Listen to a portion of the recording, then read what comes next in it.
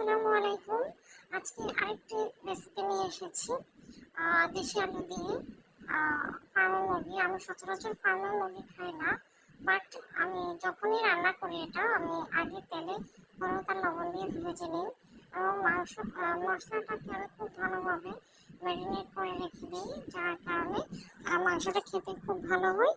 So আজকে আমি ভালো করে মশলাগুলো আগে থেকেই সব মিক্স করে রেখে দিয়েছিলাম হালকা পানিতে ইয়ে করে।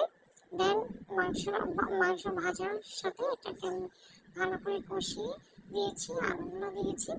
এরপরে আমার রান্নাটা চলছিল। যখন ভালো করে কষানো হয়ে গেল তখন আমি পরিমাণ মতো ঝোল দিয়ে দিলাম এবং রান্নাটা চালিয়ে যাচ্ছি। তো আমার রান্নাটা কেমন হয়েছে জানাবেন। আমি সচরাচর এত স্টাইলিশ ভাবে দিতে পারি না ভিডিওগুলো এবং কথাও বলতে পারি না।